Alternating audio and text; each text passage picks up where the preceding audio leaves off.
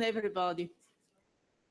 My name is Katia Simionova. I'm working with the Climate Change Secretariat, and I have a privilege to be the manager of Transparency Frameworks, a program that deals with the broad range of MRV and transparency issues under the Convention, under the Kyoto Protocol, and now under the Paris Agreement.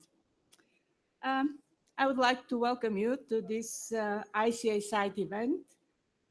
And just to remind you, first of all, that the ICA, or International Consultation and Analysis, is a relatively young process.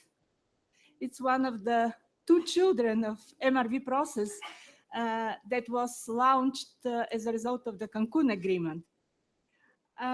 It's an important pillar of the overall MRV framework, and it has played quite an important role in building the understanding of what enhanced transparency means for the implementation of the convention process, and by building this understanding also creates some kind of expectations on what lies ahead in the future. I would like also to remind ourselves that the international consultation and analysis process is essentially a two-step process. The first step of this process is a technical analysis of the biennial updates reports, or also known as the BURs, that essentially trigger the overall MRV cycle for developing countries. And then the second step is the facilitative sharing of views.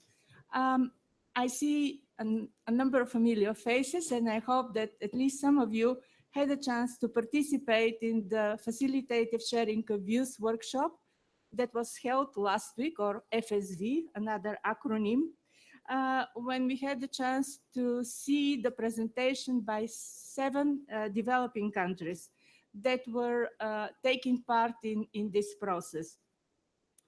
Therefore, on the backdrop of what I just outlined, the task for our site event today is to go through several presentations that will highlight experiences of FSV process from different angles and from different perspectives.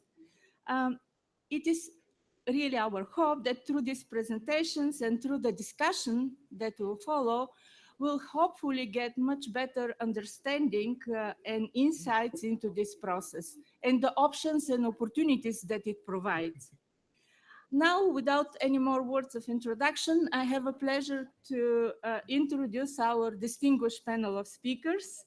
And we start with our colleague and friend, Takeshi Enoki from Japan, who will represent the perspective of the TTE, or Team of Technical Experts, experience with the BUR process, which again is the first step of the ICA process.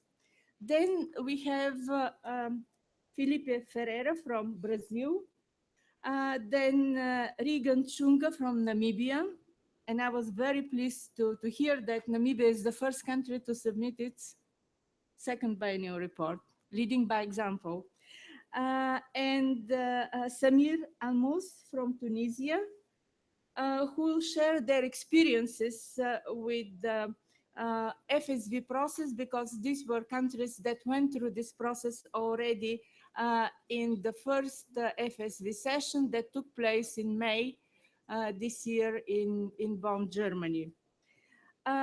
Then we will have also a presentation from the Secretariat, who is very passionate about the ICA process and who will present the experiences with the coordination and essentially running the overall process and ensuring that of course, with the able input from parties, that this process is delivering what it is supposed to deliver. We'll kick off the discussion with short presentations, and each presentation will take around 10 minutes.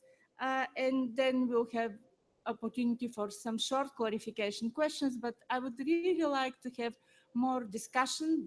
This is the forum really for discussion, for informal discussion, for bringing forward ideas, different insights, and hopefully we can come up with some very nice proposals and suggestions on the way forward. Without any more words of introduction, I would like to turn to the first presentation by the Secretariat. Karen, you have the floor.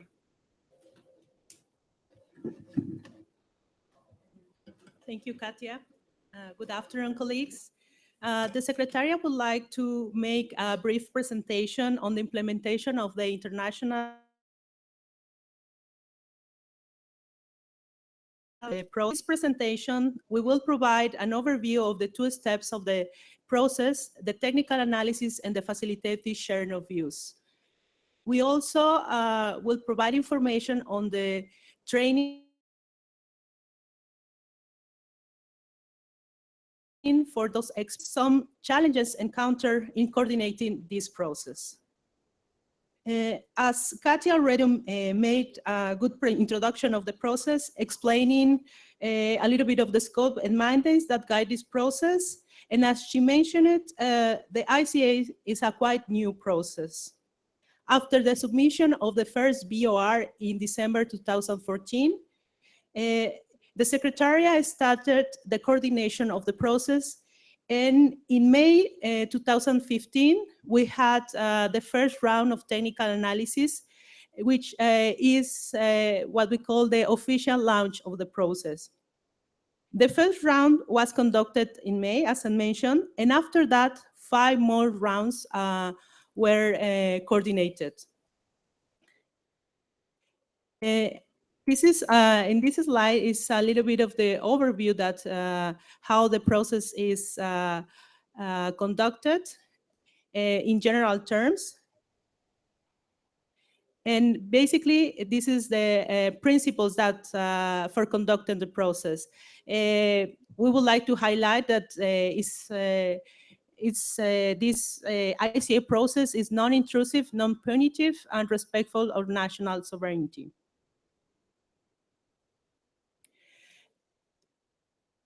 As I mentioned, we already had 6 rounds of this technical analysis, and we are also coordinator the next one that will be held in Bonn next December. And one of the main tasks to start with this technical analysis process is the composition of the team of technical experts. In order to have this team composed, we need to meet 3 main criteria.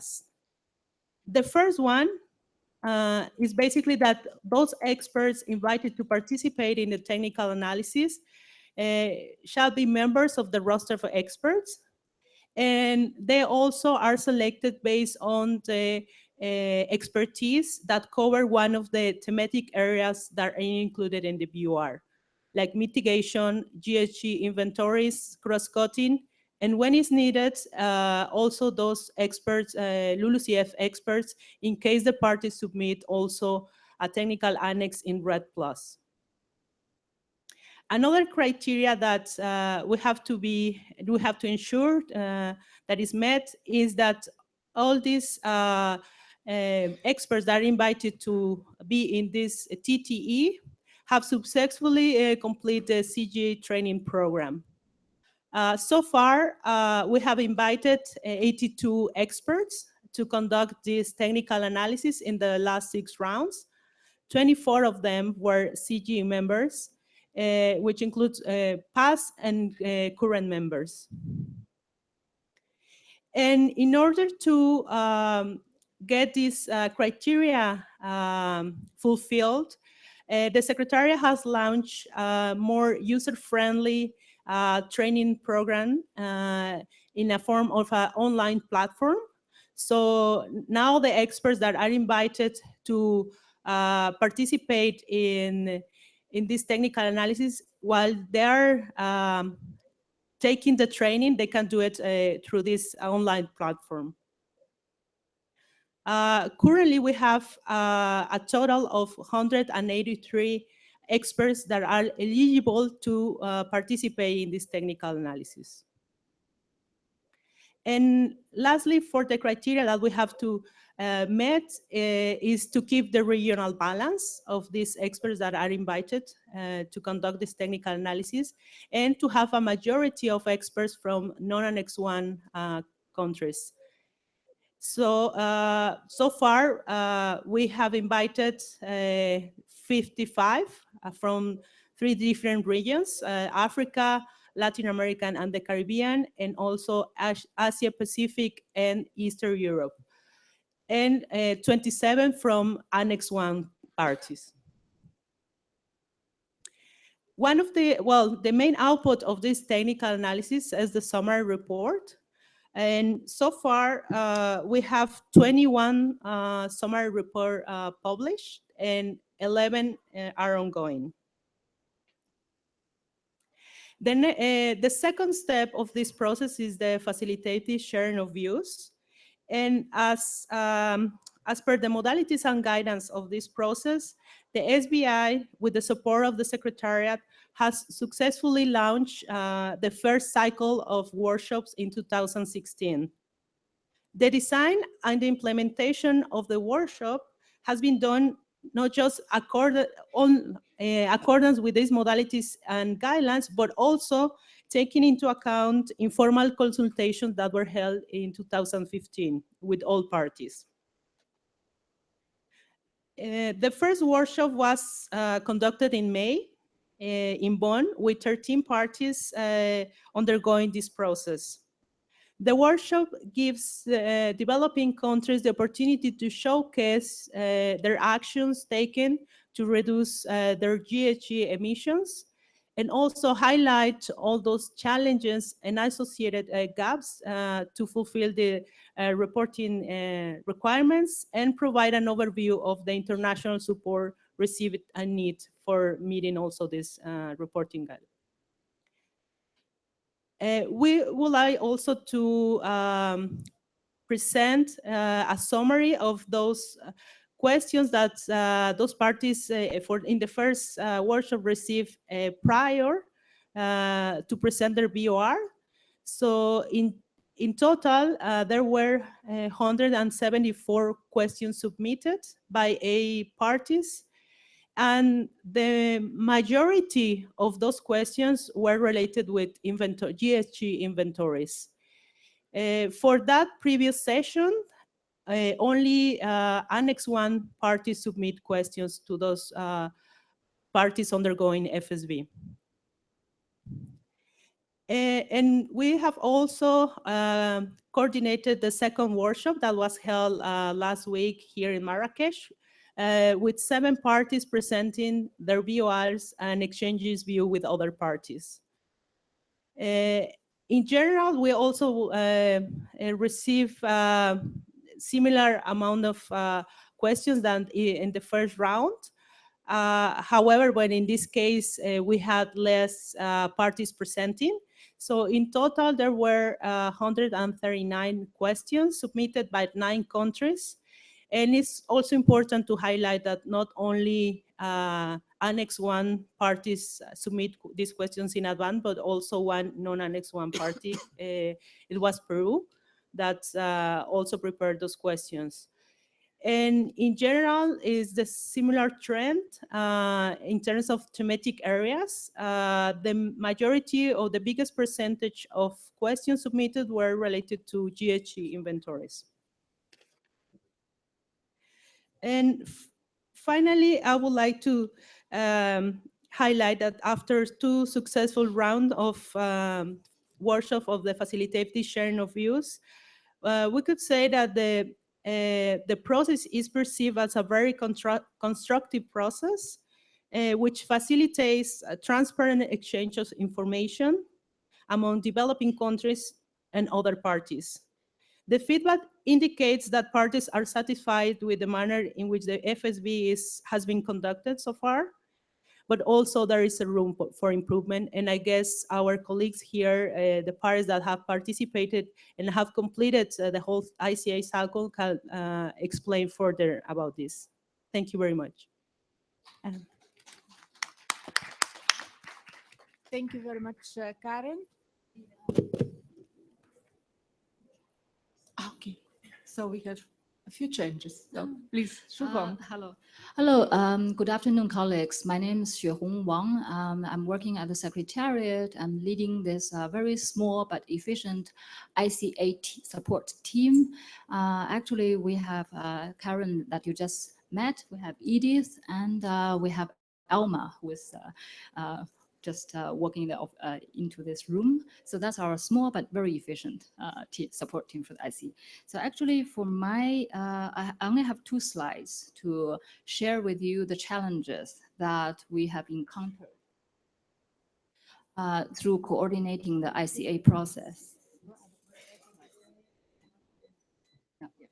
Okay, so there are 5 main things that I would like to share with you. First, planning for us to support the ICA process, to support the BUR analysis and the FSV turn out to be quite a challenge. This is because our planning is largely now based on the GEF forecast as to how many parties will submit their BUR at what time. But then, as you know, this forecast is largely uncertain. So the information provided here can only provide us as an indicative information for our planning purposes. We don't know exactly when parties will submit and then how many parties will make submission within a certain time. So in terms of putting resources of experts and also putting resources from the Secretariat, that presents to be a challenge. So our experience is if there is an early communication by parties to indicate when they will submit, that will be very helpful to our planning purpose. The second point, as many of you are aware of, is the availability of experts. This is especially a challenge given that now we have ICA process, we have IAR process, GHG inventory reviews ongoing. So all these process needs experts. So that's quite a challenge for us. A third one is through our coordination of this BUR analysis, we find that given the broad guidance from the BUR reporting guidelines and modalities and procedures for ICA process, and then parties in their BUR reporting, actually they report in different ways. So it's a very diversified approach the parties have taken. And similarly for the technical experts to conduct BUR analysis, again, there's a very broad guidance. So the technical experts will also took different approach in carrying out this BUR analysis. So that, and similarly with the FSV process, later on you will hear from parties to share their experience. We also find that the broad guidance presented in the guidelines pose some operational challenge and practical difficulties to operate the FSV workshop. The number 4 is some parties have requested financial support to facilitate their participation in the FSB process. However, due to financial constraints and lack of specific mandate to allocate resources for this purpose, at this moment, the Secretariat is unable to facilitate this request. So this is something that parties may, in the future might try to find a way to resolve. The last one is the technical experts. They are funded from the Secretariat's supplementary budget. Funding now is also depleted. So under such a scenario, planning and scheduling projected rounds of technical analysis is quite unpredictable.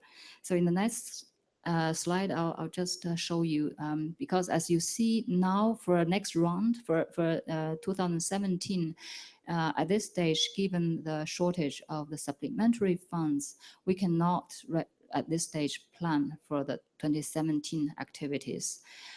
This table shows, based on the GEF forecast, how many parties will submit their BUR1 and BUR2 at what time, at an indicative time.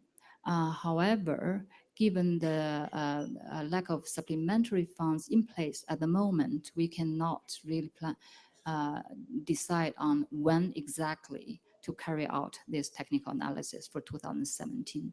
But we will provide you with more information as we get more clarity with regard to the funding.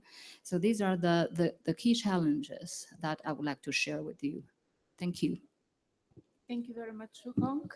And I would like to share with you that the team that deals with the ICA is not only small and very dynamic, but also very beautiful, because these are only ladies and remarkable ladies, because essentially they were the people that turned the very dry and at some instances cryptic language of the decision into a reality that we see today. So many thanks to their tireless effort. And now you have the floor if you have any questions or issues to raise. We have time for very short questions. And you could see two presentations, one more from substantive perspective by Karen, and then the other one more from management perspective by Shu Hong, who at the moment is leading the team. No questions? Okay, Harry, please. Just a second, please.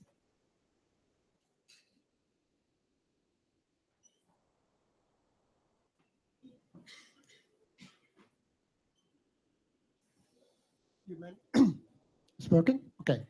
You mentioned competition for experts taking part in the review process. You also showed that a relatively large number of experts finalize the examination.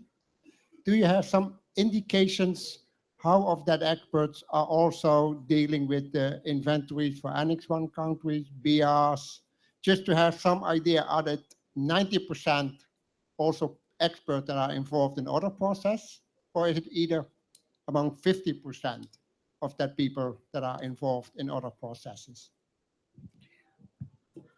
Shu Hong, please.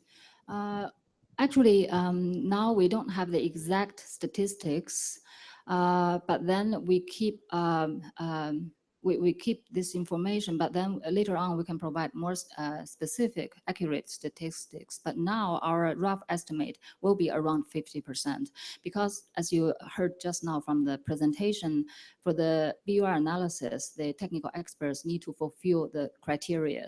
For example, with the involvement of CGE. So, and then also there's a proportion of experts from non-Annex 1 parties to be involved in the team. So given this criteria, and then that we have a smaller subset of experts who can actually perform. And then also in operationalize this criteria, when we put teams together, these are the constraints that we face in putting teams together. So in that sense, I would say that for the teams that we had so far, about 50% of them also involved in the BR/NC analysis and GHG inventory review. Thank you very much, Shu Hong. Then may I suggest that we move to the next part of our site event with the presentation of our country's experiences.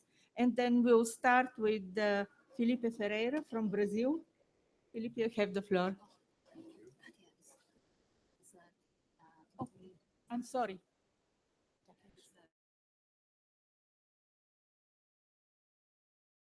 We'll start with Takeshi Enoki from Japan, who present experiences essentially with the first stage of the process, which is the technical analysis. And Takeshi was part of the technical teams for several reviews, so he might be one of the best to us. Please. Thank you. Thank you, Katia, for the kind introduction, and thank you to the Secretariat for inviting me to present at this site event. So I've been asked to present on the ICA, specifically focusing on the first part of the ICA process, the technical analysis. I participated in the first round of TA and the third round. And as Katia mentioned in her introduction, this is a sort of an evolving, still very young process, this ICA, TEA, and I can see that it's evolving already. Some of the tools that I will introduce, actually, I did not have access to when I was conducting the technical analysis. So I see some evolution already. Of course, when I say evolution, the guidelines, the process, the modalities guidelines are the same, but the efficiency of handling the project process, managing the process has improved. So here's the outline of my presentation. I will talk about the approach of the technical analysis and introduce some tools that are used by the technical team of technical experts, the TTE, and finally present some challenges and maybe suggestions for further improvement. This slide shows the actual tasks of the TTE, and this is described in Decision 20 CP 19. And you see that there are three. In the arrow, if you can read, the first one says identifying the extent of information in the BUR. The second, undertaking the technical analysis. And third, identifying capacity building needs. So the first is basically looking at sort of completeness, basically, has the party provided the information that's required according to the BUR guidelines. The second task is to actually conduct an analysis of the information provided, and this is trying to understand the information that's in the BUR. Is it easy to understand, and also to conduct some kind of analysis based on the CGE training program that all TTE members go through. And finally, the most important task is to identify the capacity building needs, and this needs to be done in consultation with the party. Now, in the slide, I have in parentheses conference call, but this is just an example. The BUR guidelines does not provide information on how exactly to do this consultation with parties. So what the Secretariat, what my understanding, if my understanding is correct, what the Secretariat does is to talk to the party before the technical analysis week to ask whether the party wants to do this consultation by email or conference call or Skype call. And they decide there. I can say that when the TTE is consulting with the party, it's obviously easier to do face-to-face rather than doing this consultation by email. So some of the parties that I had the privilege to analyze, they went for the conference call, and I think that was very good in for us to identify the capacity building needs. This is the most important tool that I will show you today. This is basically a checklist of all the reporting provisions outlined in the BUR guidelines. So I'm not sure if you can read this, but on the top, A says decision context, B says reporting provision, C, the extent of information is reported, D, clarity on the extent of information reported, E, area of technical clarification, and F, capacity building needs. So in the preparation phase, what the TTE does before the actual technical analysis at home, they will fill out this checklist as much as possible, but particularly for the columns A through E. So decision context is basically which decision, which paragraph of which decision. And we're talking about the BUR guidelines, and for inventories, the National Communication Guidelines. The reporting provisions is basically a copy and paste from those guidelines. C is a yes, no, partly um, initial sort of assessment of whether the information is provided or not. And in the next column, the TTE will write specific issues or areas where they may have some trouble understanding. And then E would be the actual question that they would want to ask the party. And finally, F, the capacity building needs, sort of the most important part of this technical analysis. So the team will fill out as much as they can columns A through E before the actual analysis. During the analysis week, they will complete the rest of the table. And finally, after this checklist is completed, the technical team of experts will draft a summary report. This is the structure of the summary report, which is the output of this technical analysis process. And this is the same for all summary reports, as I understand.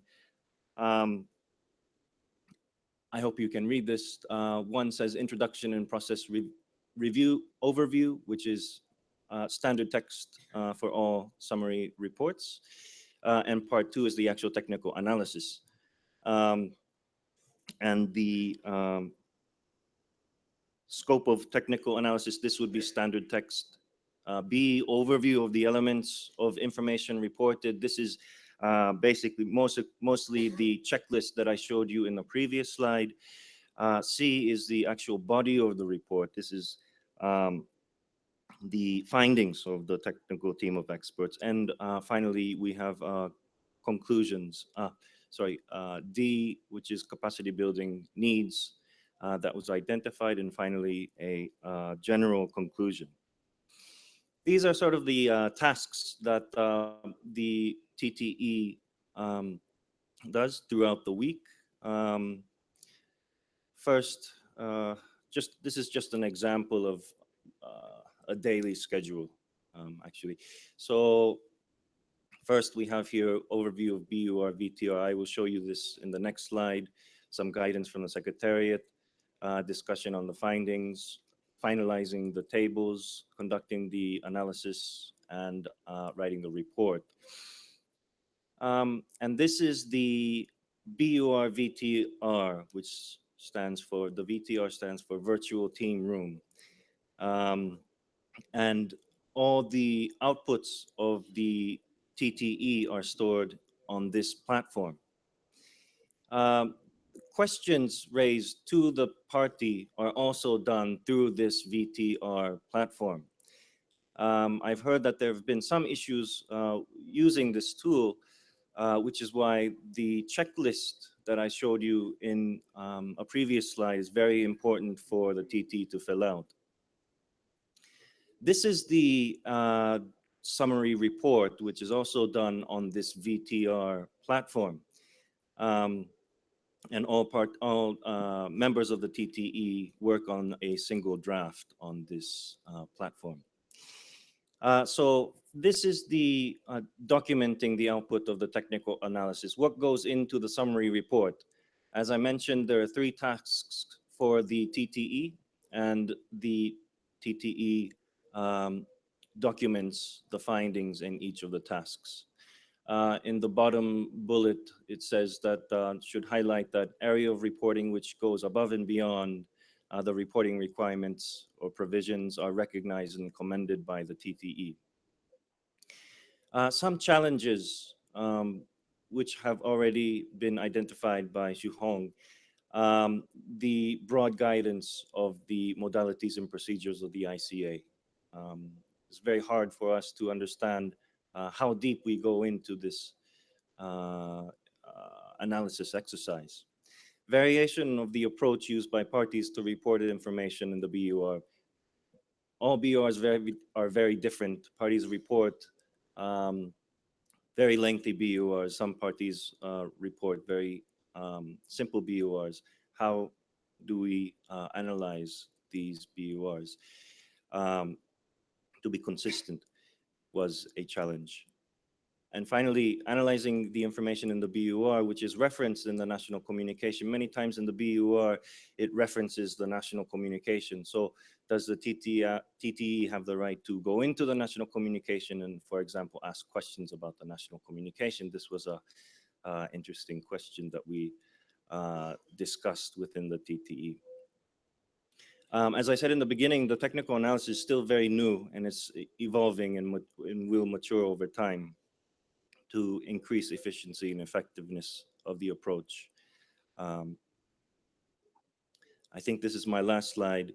So Shu-Hong already mentioned the challenge in getting the TT experts. I'll just say that maybe that the TT, of course, I'm from Japan. I'm a Annex 1, so we do BRs instead of BURs. But I can tell you that for Annex 1 inventory reviews, this was a very good capacity building exercise for me as an expert. And I know that many colleagues from non-Annex 1 parties also felt that it was a good capacity exercise for them. They can take back what they learned in this technical analysis week and incorporate this when they're compiling their own BUR. So if there are any experts in here that are interested in this process, I would encourage you to sign up on the roster of experts and go through the TTE training program and become an expert and participate in the process. And that's the end. Thank you very much. Thank you very much, Takeshi. I'm sure that we'll have hundreds of new experts enrolling for training after your presentation. But yeah, very seriously, this was very, very comprehensive presentation that provided excellent overview on how the experts are doing their job and what are the challenges and opportunities with the existing guidelines. Is the fact that they are broad enough a challenge, as Takeshi highlighted, or an opportunity to shape the approaches through real experiences?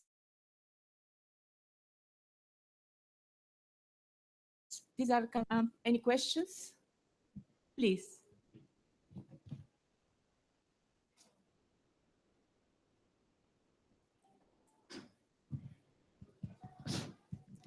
Yeah, good afternoon. Thank you for the excellent presentation. My name is Abha and I come from India. I'm a part of the team that is involved in the preparation of national communications in India. And we have just finished our TTE and received the draft summary report from the TTE. I have one question regarding the comments that have come up, the contents of the draft summary report itself. Our understanding is that as per the relevant text of the decision, there's some information that the developing country parties are encouraged to provide. But the content of the draft summary report, and India had comments to offer on that. On the extent of information provided, at many of the points, the content mentioned that it is partially provided or not provided. So if you can give us an insight into the type of understanding that the TTE has, because we understand if it is the countries are encouraged to provide, and if for any reason we have not provided, it should not be mentioned as not provided in the draft summary report. Thank you. Thank you very much. Maybe we take one more question and then Takeshi addresses both of them in a succinct way. Thank you, Katia. Adriano from Brazil. The Secretariat referred to 82 experts in the current process. And I would like to know if this quantity of experts has been enough to deal with the challenge. And the Secretariat referred to one of the challenges, which is the lack of funding. But I would like to know about hearing from the Secretariat and also from the team of technical experts regarding the challenge in terms of human resources to deal with the challenge that we have in front of us. Thank you. Thank you very much. And we have a third question from China. Thank you, Katya, and thank you, Takashi. I also have a question regarding to just now you mentioned when you do the consultation with parties, it would be easier to have a face-to-face discussion. And this is also our experience. But due to current arrangement, do you think there is a possibility that when we have the technical analysis, we can also invite parties to send their expert to Bonn, for example? But I don't know the cost behind that. But I think in that way, there might be a way to solve this problem, because I do feel like the teleconference is not quite clear. If the national expert can come to Bonn to discuss with experts, I think it would be helpful. Thank you. Thank you very much. So we have three questions, and may I suggest that Takeshi and Shuhong respond, and then if necessary, I'll also clarify some of them. Okay, thank you for the questions. I think I will just respond to the question from India, and the Secretariat will respond to the other questions. Well, what I can say is that the checklist that I showed in my presentation is very standard and used in all summary reports. So the reporting provisions, these are also very standard. So all the reporting provisions are included in this checklist. And so the TT has to fill out and complete this checklist. And so this is why the encouraged reporting provisions are also included. And I think the TT will say yes, no, or partly. And also I think in the column extent of information provided, explain what has been reported. And this is not a sort of a punitive sort of exercise. It's just to have a consistent checklist for all parties. So that's why all the encouraged items are also included in the checklist. Okay, so maybe just to complement what Takashi said just now with regards to the question on the checklist and on the reporting elements, I would like to add, actually, if you remember in one of the earlier slides, based on the mandate, the TTE will assess the extent of information reported in the BUR. So this is the decision language, the guideline language in the guideline. And then that's why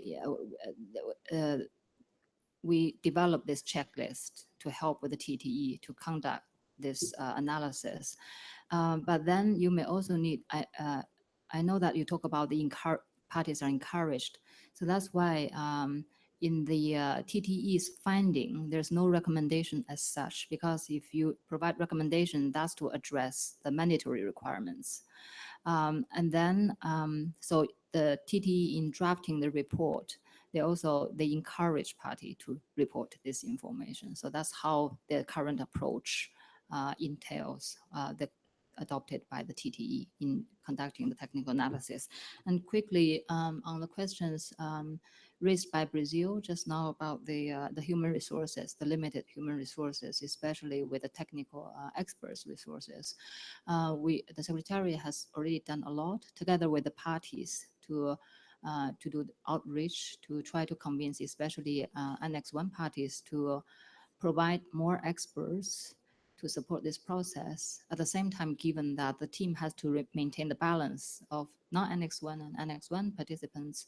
So that's where the other issue, the difficulty we are facing with is for the non-Annex 1 parties, funding need to be provided. However, given that the BUR analysis based on the guidelines is subject to availability of supplementary funds.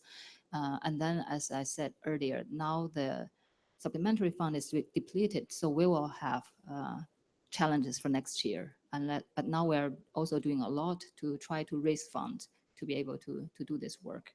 For the question from China on the face-to-face, based on experience by Secretariat and experts, face-to-face is really, like in-country reviews, is really comprehensive, and then we really have a chance to discuss with the national experts. However, when we operationalize in conducting the technical analysis, there's no specific guidance in the guidelines as to, sending the national experts to Bonn to carry out this face-to-face communication. Another thing is also it incurs the funding finance. So again, we come back to the same issue. So these are again the challenges, but we're trying our best to solve the challenges. Thank you.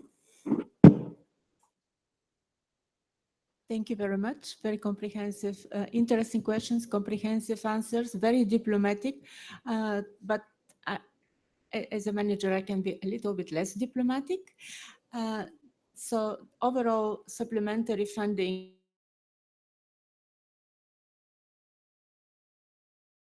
for activity %. So it affects not only activities relating to MRV, but also other activities.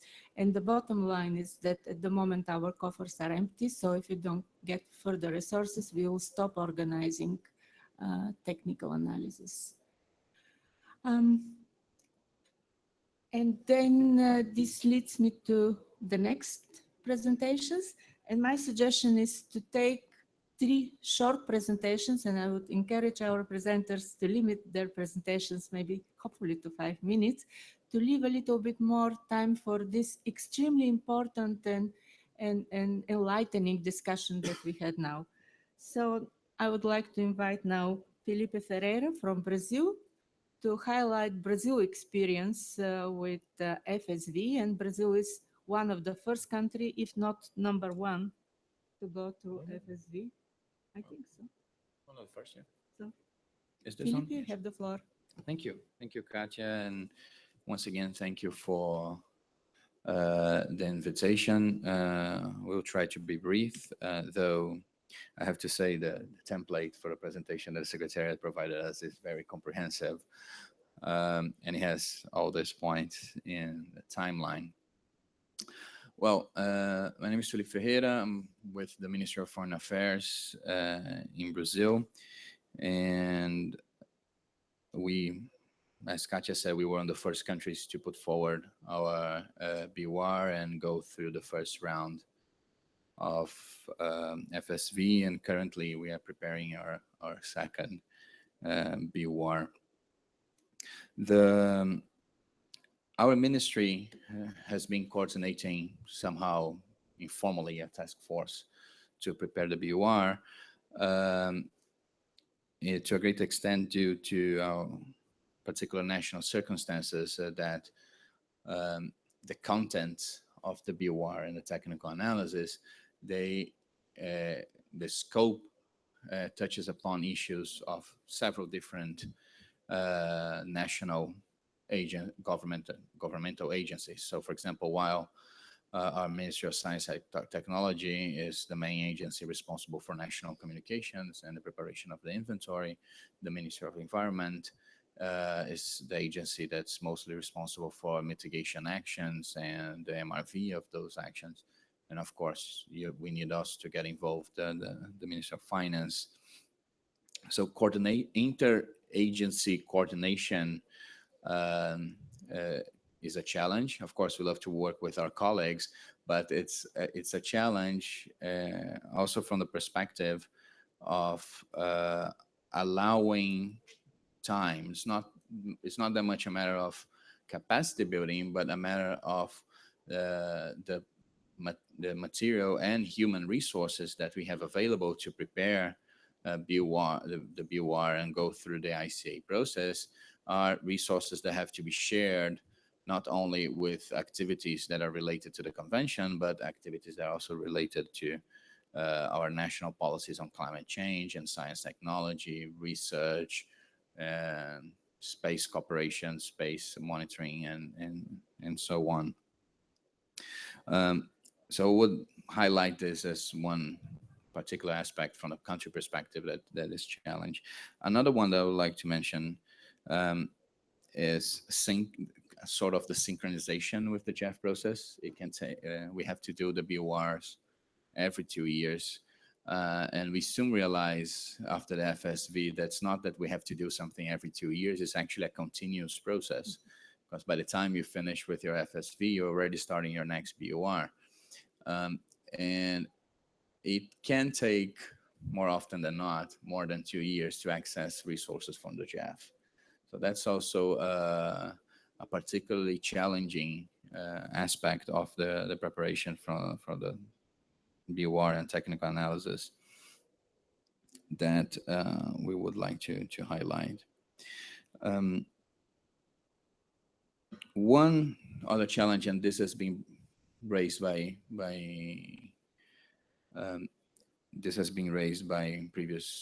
other presentations, is the matter of the guidelines being a little bit vague in several aspects.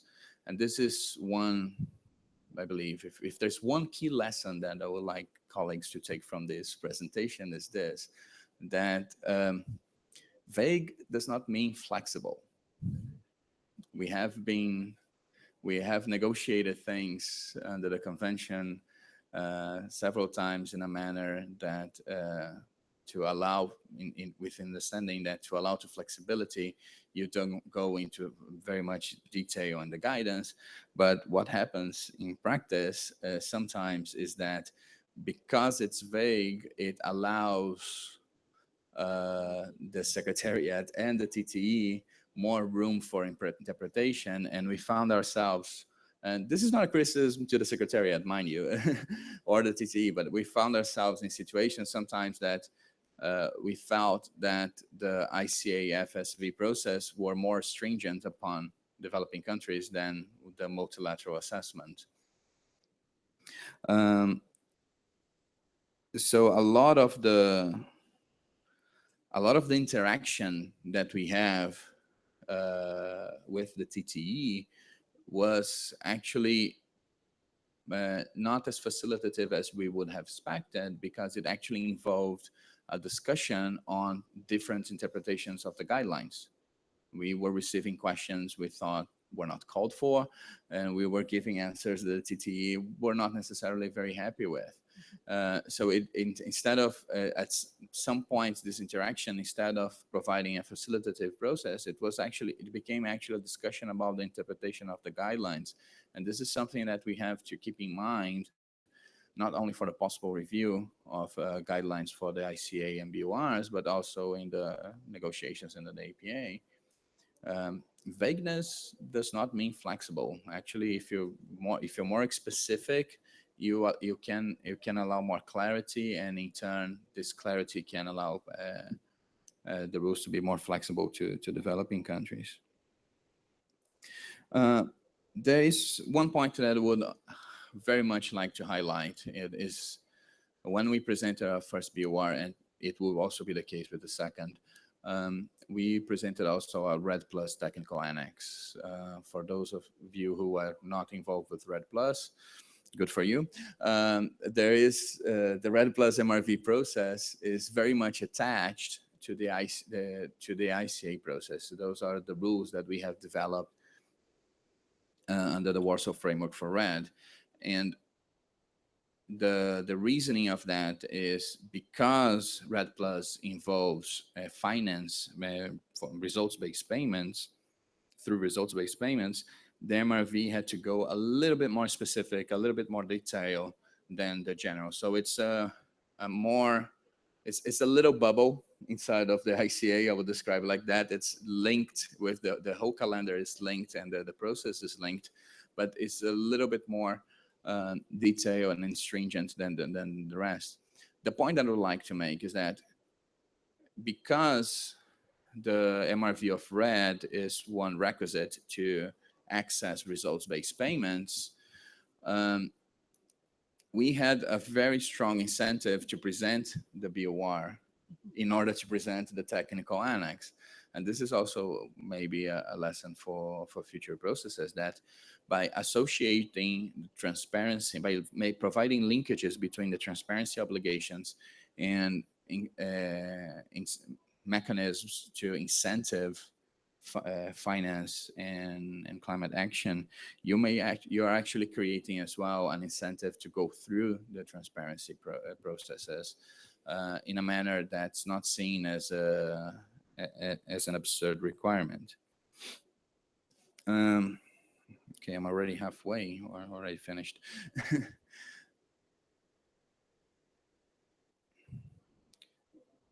So, yes.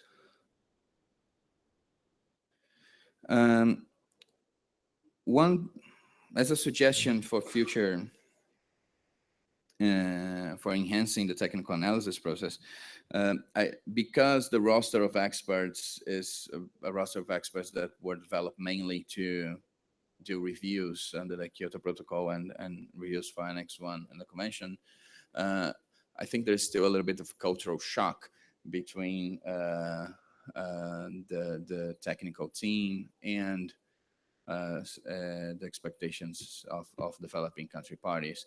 So it would, from our perspective, one particular point that would be positive is the TTE to seek a mindset that is more attentive to specific country circumstances and the facilitative nature of the exercise. Because frankly, just saying that it's non-punitive, respectful national sovereignty, facilitative, etc., does not make so. You really have to build these characteristics in the process. Going to the FSV, one point, well, we were sort of guinea pigs of the first one, and one point that also was raised there is that the guidelines are not that clear as well, specifically when it comes to timing and questions. Again, the matter of being more specific is not necessarily a bad thing when it comes to flexibility. So, and a good example was the questions and answers. We received a very generous amount of questions. Some of them received in the very same day of the presentation, which didn't really allow us to prepare an answer. And when you look at the process for developed countries, they have a full 2 months before the presentation to prepare for the questions and answers. This is not made on purpose. This is not made to be mean to developing countries. It's just that the guidelines do not go into that detail, and maybe they should. Another point is that there is between the moment of when you present the BUR, it takes 9 months to go through the analysis, and you only do the FSV after that. And in our case, because of the ADP, it took even longer. So one aspect of our first FSV was that by the time we were presenting our first BUR, a lot of that information was already a little bit outdated, and people were more interested in current events than with the information that was being presented from 2 years. So the timeline between the FSV and the analysis is something important. I see that I am really going through my time yet, so I may jump through some points of the presentation. Another aspect was that when you think about content, it's very tempting to showcase new and more recent actions, but the exercise, at least in theory, is supposed to be, you're supposed to be presenting what you have reported about, and not but it raises another question from the side of the questions and answering process on how to deal with questions that are valid questions, but not necessarily within the scope of the BUR, or not necessarily within the activities that are being reported in the BUR. So what have we learned from that workshop? First, the support for the Secretariat is fundamental, and we're very grateful for it. And you're right, Katya, you have a great team. We do need some more consistency and more clarity on how we present and how we prepare the FSVs. And I know it's a challenge because we have to do the FSVs alongside the negotiating sessions. Sometimes it's the same people. We don't get everybody in the same room. Ideally, we would have the whole day just for that, but that's not possible. And because of that, each FSV has been a little bit different. There's a matter on how to address the questions, not only giving enough time for people to prepare. Also trying to control presenters. Brazilian presenters are very prolific and can talk a lot. But there is one aspect that I think we should also keep on the back of our minds. As Katja said, the ICA-FSV process is the consequence of Cancun. Cancun was 2010, and we only finished the first round of MRV in 2015. It takes, and when we were doing that, we were already negotiating a new transparency framework. So it's kind of hard to keep up. We need to allow time for things that we agree on an international level to sink in and become common practice at the national level. And because this is actually being a little bit, I mean, we would be happy to prepare better for BUR2 and BUR3 and to develop our MRV systems in a more comprehensive and thorough way. But I have to say, we are actually putting things on hold because we know we're going to have to do that again once we finish with the regulation for the Paris Agreement. Yeah, I think I will stop here in the interest of time and look forward to receiving your questions. Thank you very much. Thank you very much. Thank you very much, Felipe. A lot of valuable ideas and suggestions, and I'm sure that at least on some of them, our friends in the audience will reflect during the discussion. And I would like now to invite our next speaker, Samir Ramos from Tunisia, who will also highlight their experiences. And Tunisia. Oh, Namibia. Okay. Okay, Namibia. Okay, then we go to Riga. And I would like to kindly invite our speakers to stick to 5 to 10 minutes time, again, to allow for more discussion and interaction.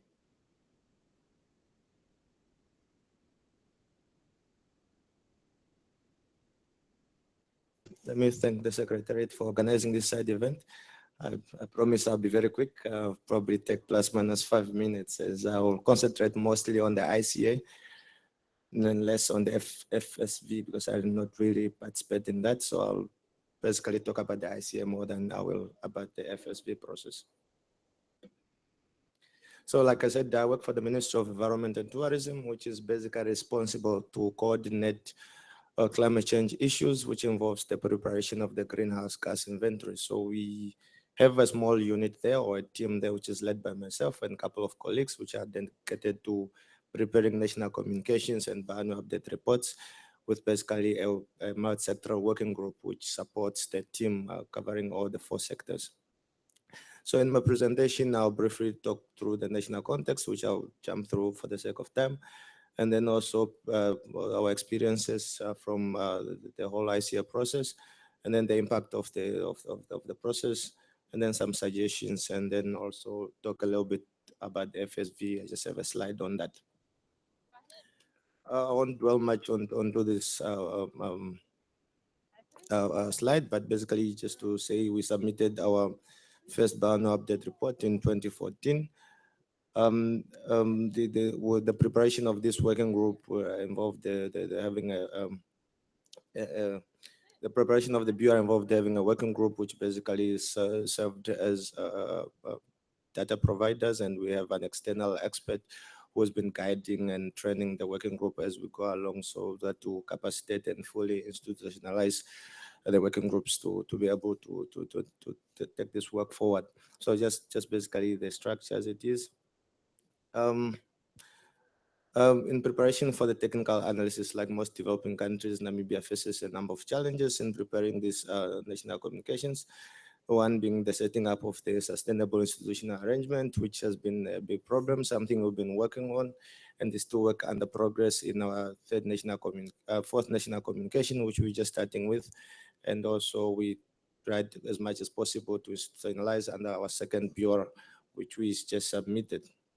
So of course you face challenges which I think they are common to all of us, the issues of staff turnover, and then the BURs and national communication seen as a focal points problem rather than other sectors, and then also general lack of capacity, and then also the lack of financial resources and technical capacity within key line ministries and key stakeholders.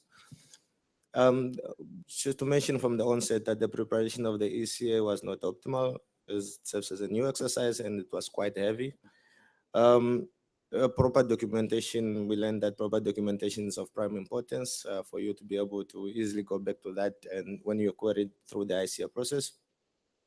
And also we thought there's a need that the working groups should be involved in the whole ICA process. So as I'm the overall coordinator, I still need my technical experts from the various sectors to go back to them and consult them when you are queried on some of the various aspects. Of course, timing is also a major constraint, ICA being a very heavy process. In our case, we went through the ICA while we were busy with the second BUR, and we incorporated as much as we could get on board during the whole process, but it's also quite a time-consuming process. Of course, but in general, it helped to improve our report. I think I'll talk a little bit more on that in the next rounds, but also it also helped us identify additional capacity building needs through the capacity building report, which was produced. So that's just to show the timeline. I won't go through that, but just to show the timeline on how the process when it started. It took us plus minus a year and a half, if I'm not mistaken, from the initial contact to the actual publishing of the report itself. So basically, we did it through email. Via email, the interactions was mainly via email, whereby we got a set of questions and then we provided the answers to, and then the draft technical summary report was produced, and then we were allowed to give our views and inputs, which we feel in certain cases we're not talking on board, but that's a discussion for another day. But yeah, we were given that opportunity to give our inputs and comments. And then finally, the technical analysis report was published, including the capacity building report also. Okay, in a nutshell, it helped us to improve our future BURs and national communications. As you can see already, some areas we've been queried on during the TTE, the ICA process, was the inclusion of the F gases as part of our GHG inventory, which is something we did not do previously, which we have now incorporated in our second BUR and our NIR report, and also the consistency of the time series, which is something we have improved on based on the comments we got from the ICA process. And also we have been taking that forward in our fourth national communication, whereby we are trying to go back to the year 1995 to have that consistent time series, which are some of the comments we got, which has helped us improve our reporting and our reporting to the convention. And of course, the capacity building report has some gaps, capacity gaps, which we did not identify ourselves. Things like how to quantify our mitigation actions, which we reported in our BUR 1, which was one of the major areas where we were queried on. I mean, the methodology and how you quantify the emission reduction as a result of the identified mitigation options. But basically, in overall, I think it met our expectations and it helped us improve our BUR. Also, the TTE will support the development of the MR review system, as we are still really trying to get that into place. Suggestion on enhancing technical analysis. No offense, Takeshi, but some maybe not so, some harsh, not very diplomatic words there. But we felt like there's really, I think, from both sides, us as the country, as a party, and the TTE, there's really a need to us to really familiarize ourselves with the reporting requirement, the inventory, the software and the guidelines. As my colleague from Brazil said, at the end of the day, it was more an argument on how you interpret the guidelines on what needs to be reported, because some queries we felt we reported on it, but we got it partially. But that's yeah, some of the things. And also we feel like the TTE members should exhaustively read the BUR report, and where necessary the detailed documents, like we submitting our BUR 2 now, but we also have a full NR National Inventory Report, which basically could avoid some of the queries which we got, for example. So it's proposed that the analysis reviews only shortcomings and features not attended to during the previous exercise. There's the need to sensitize parties, including clearly benefits which will be reaped from the ICA process. I think I'm almost there. For the FSB workshop, basically, really not participating in this, but we received queries from, I think, Japan, EU, and UK. We really just clarity in nature kind of queries, which we provided clarity to them, and then the FSB report was published on the UNFCCC website. So in a nutshell, that's it from Namibia. Thank you.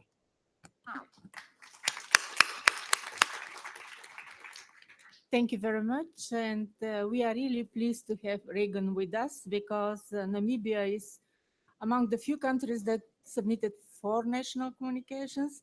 I think that this is only Mexico among the very few countries that are already submitting, or you already submitted the second BUR. So this is really a remarkable example that if there is a will, there is a way. So now we move to the last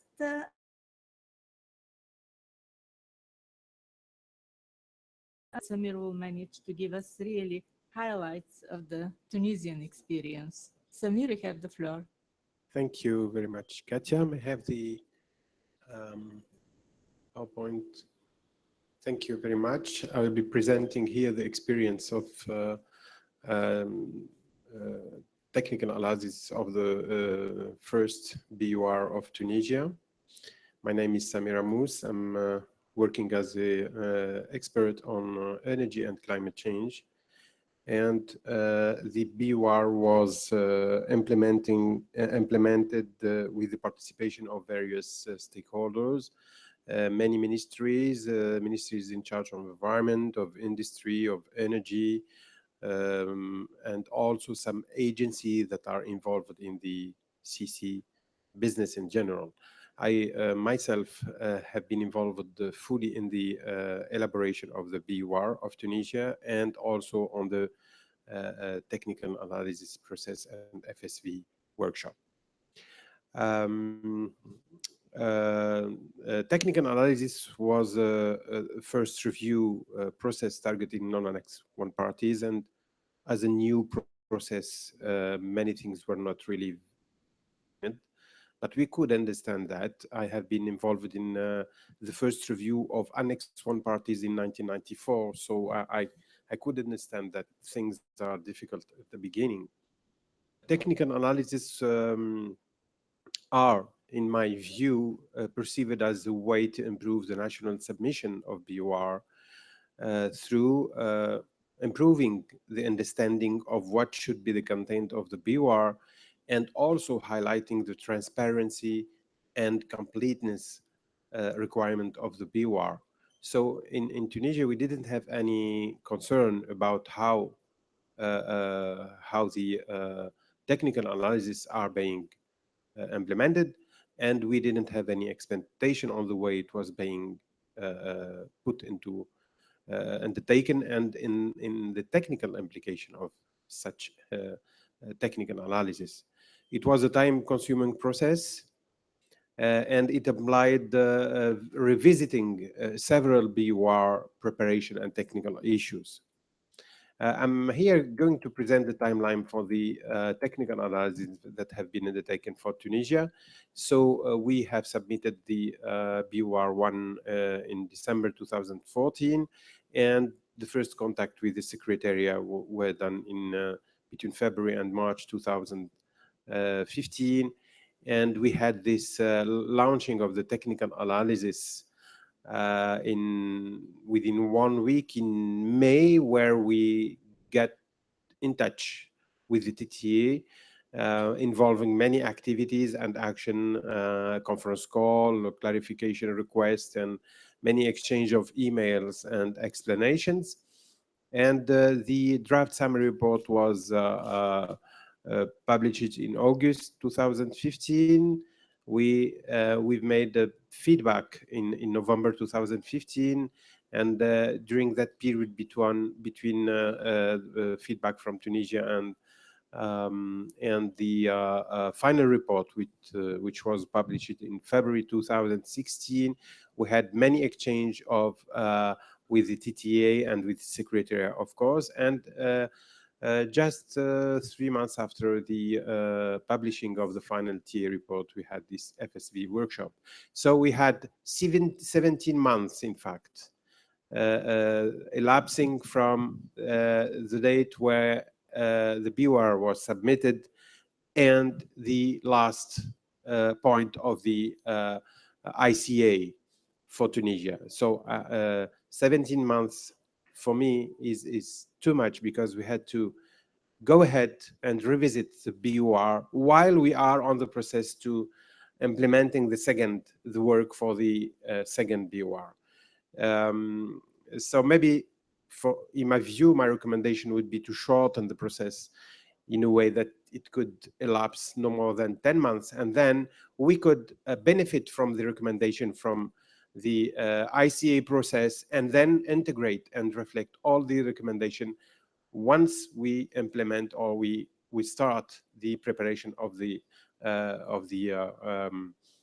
subsequent BUR. And I think technically it should be possible. So regarding my opinion on the way the ICA has taken place, and from the Tunisian perspective, it was, in my view, fruitful dialogue with TTA to, in particular, identifying the capacity building needs. We had discussion with TTA in May 2015, and we had several exchange of emails to have more details on capacity building needs. I can here list some of the capacity building needs that have been clearly mentioned in the BUR, like institutionalizing the sectoral group for GHG inventory work, further capacity enhancement in GHG inventory in sector other than energy, so industrial processes, AFOLU, and waste. There was also mentioned in the BUR need for regular capacity building plan for GHG inventory, and also studies and research to improve activity data and emission factor to improve the quality of the inventory. There are also some other topics of capacity building that have emerged during the TA process with in discussion with TTA, for example, cross-cutting issue on GHG inventory, uncertainty, QQC, and archiving data. Studies and research to determine time series in GHG inventory, also enhance capacity of national experts in mitigation assessment and implementation of these action in sector other than energy. The latter is a sector where we have many studies and research, and we didn't really need for additional capacity building. Also enhancing capacity to report and constraint and gaps, plus related financial, technical, and capacity building needs in the BUR preparation, So these are some of the key points that have emerged during the TA process for capacity building. In terms of national impact of the TA, I think that it was the contribution from the Secretary was very valuable with fast exchanges and facilitation, keeping momentum all the time where it was needed and following up activities. From my view, we had a very good and excellent collaboration spirit with TTA. We have been able to better understand the TA implementation and interaction with TTA and also with UNFCCC Secretariat. And now we have a better understanding of TTA vision on the interpretation of the COP decision as regards to structure and content on the BUR, completeness and transparency requirements and level of details that should be included in the BUR, or at least the necessity to link all what we say in the BUR to document that could be available all to be provided to the TTA members. It was then an interesting revisit of the BUR from our side and from another, a different angle of view, the outsider that read for the first time the BUR. And it was a good experience for us to know how people are perceiving the way we presented the Tunisian submission. Overall, I would say we had a better idea and a common understanding of the BUR requirement. So taking a technical analysis report into account, we realized also that BUR appears to be much demanding in details and scope than what we thought at the beginning, and it requires much more time than expected. It's not only a matter of a few months. The positive thing from the TA was that if we reflect TA recommendation, that will allow us to really significantly improve the quality of the BUR. Maybe it's not possible sometimes, but at least we could mention the opportunity to highlight gaps and constraints where we could not implement such a recommendation. Knowing that we need to find a trade-off between necessary time that is needed to meet consultation and quality requirement for BUR and the minimum time to elapse from two BURs where we need to update data. So there is a need for a national MRV system that will allow for a faster preparation process and better reliability, and the BUR we would then be better able to respond to the ICA processes while at the same time updating information for the subsequent BURs. Some recommendation on how to enhance the technical analysis. The Secretariat might highlight somehow the importance of BUR as a key submission from countries. Second point, that might be interesting to have a regional workshop on technical analysis process that might better internalize the ICA process in the BUR preparation and then provide for a common understanding and better ownership of the BUR from countries. The UNFCCC may also publish a guidebook based on the result recommendation of TUA process and also to help country better meeting BUR preparation requirements. Last point, country or region visit from TTA might accelerate and enhance and improve the TIA process. So it's the point also, one of the questions from the room. I have only two additional slides targeting the preparation of the first FSV. Yeah, okay. So we had also good interaction with parties. I would go directly to some point. FSV workshop some countries focus on more in the presenting the BUR or content of the BUR, while it was better to present the responses to the comments that have been provided by parties. The Secretariat may prepare and publish guidance on the content of the PowerPoint presentation in the next FSVs. And a point which was important, late reception of the parties' comment was a challenging factor, and the Secretariat may define and apply effective, appropriate deadline for sending comments. Last 2 points, there is a need to allow for possible interaction between technical analysis and FSV in order to avoid redundancy and provide for effective additional output from FSV process. And last recommendation, the Secretariat may prepare a compilation of the comments targeting a given country, so it allows for a grouped response from that country. Thanks a lot for your attention. Thank you very much, Samir. Excellent presentation. And again, so many fantastic ideas that we need really a little bit of time to think which one we can take on board already now and which we can leave for the transparency framework under the Paris Agreement.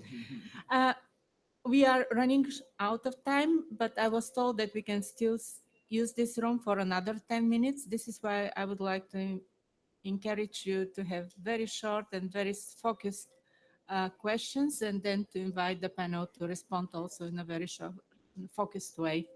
Any questions? Please go.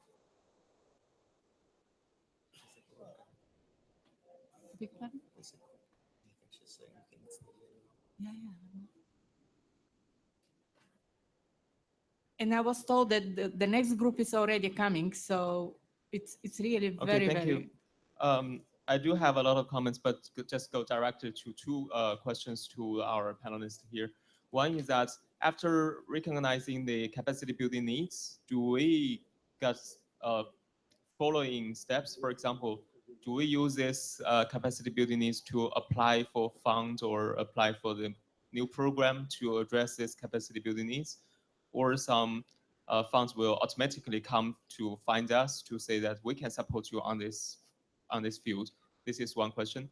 Another question, very directly, how many experts you brought to the FSV? Because the FSV might have questions to a lot very broad issues. So how do you prepare for the FSV? Thank you. Thank you very much. And I suggest that our panel pick and choose one of the questions. So on my right-hand side, which question you would like to pick? Oh, like I said, I didn't attend the FSV, so I won't answer much on the FSV. But with regard to the capacity issues, of course, there were capacity issues which were identified, which we basically included in our project project document formulation for the next BUR. So we try to concentrate on closing those capacity gaps within our project document formulation. So we just included that in there and try to concentrate on raising capacity in those specific areas. Thanks. Thank you very much. And then on my left-hand side. Thank you. Well, to the FSV, we basically brought the people that were participating in the negotiations and were also involved in the preparation of the BUR. But we had also anticipating some questions on specific subjects. We actually had asked the team back home to be ready in WhatsApp mode if we needed to do some questions and answer. With regard to capacity building, I think there are two broad categories of capacity building, and sometimes they got a little bit mixed or not clear during the analysis process. One is capacity building towards the actions that you are presenting, which is something a little bit harder to overcome. And the other category would be the capacity building in the preparation of the BUR. And that's also something that I'm not sure the guidelines are very clear about. But you're right, we're still, in order to be truly facilitative, we still need this second step. Once you have identified the capacity building needs, whatever they are, how do you go from there to addressing them through through funding? Thank you. Thank you very much. Thank you very much. I will not even attempt to summarize this extremely interesting and important contribution from our speakers, but I would still highlight on two or three questions that came to my mind as a reflection. The first question is how to enhance, and I think Samir used the right word, not improve, because everybody agrees that this is extremely important, valuable process. So what we need to look forward is how to enhance it. So how to enhance this process within the existing mandates, or do we need something new, something different? I think that there is this sense that the process is young, but the next framework is already on the way. So it seems that it's time to implement the MRV framework, but it's also time to be bold and to experiment, to try different ways and approaches that will inform better what is possible, what is nice to be done, and how we can all move forward. And last but not least, this is the point of having holistic processes. And I think this is a point emphasized by Felipe. By synchronizing the RED and BUR process, you create quite powerful incentives for parties to engage and move forward on these important issues. Once again, many thanks to our excellent presenters and to you for spending your time with us today on this important topic. Thank you.